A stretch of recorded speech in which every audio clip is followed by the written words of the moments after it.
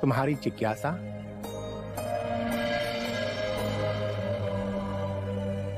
इस शरीर से मुक्त कैसे हुआ जाए? इस शरीर को सुखाओ, गलाओ, पिघलाओ, इसके सारे अहंकारों पर विजय पाओ। ये संभव है? क्षत्रिय हो, राजघराने के हो। आपने कैसे जाना? कंधों पर अब भी धनुष खींचने का चिन्ह है। हमारे परम गुरु भी तुम्हारी तरह राजकुल में जन्मे। 30 साल की आयु में उनमें वैराग्य जागा। उनका सांसारिक नाम वर्धमान था, और अपनी साधना और तपस्या से वे महावीर कहलाए। 12 साल तक वो गृह त्याग कर अपने शरीर को तपाते रहे, अपनी हर कामनाओं को उपेक्षित किया। फिर वो शांत हो गए, स्थिर हो गए। उन्होंने क्या पाया? केवल जाना कि आत्मा शाश्वत है, समय का कोई भी बंधन उसे बांध नहीं सकता, पर उसके चारों ओर कर्म के गणों से अस्थिर कर रहे हैं। कर्म के चक्र से आत्मा को मुक्त करना है। अहिंसा इतनी पूर्ण हो कि मन में अहिंसक विचारों का भी स्थान न रहे।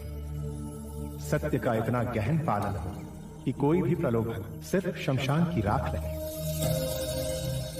ना चोरी करो, किसी के अनुभव की भी नहीं, और ब्रह्मचर्य का पालन इतना कठोर हो कि कोई भी शरीर की इंद्रियों को जगा न सके। सुखा दो हर उस कामना को जो शरीर की इंद्रियों से जागृत होती हो। इतने स्थिर हो जाओ कि मोक्ष की कामना भी समाप्त हो जाए। नीति नीति नीति, सत्य ये नहीं, ये भी नहीं, वो भी नहीं। परम सत्य के मार्ग पे मैं पूर्व के सारे ज्ञानों को नकारात्मक करता रहा। मैंने सब मार्ग सहज ही चुने, परंतु ये मार्ग मुझसे अछूता ही रह गया। ये ज्ञान आपने मुझे दिया, परम धन्यवाद आपका।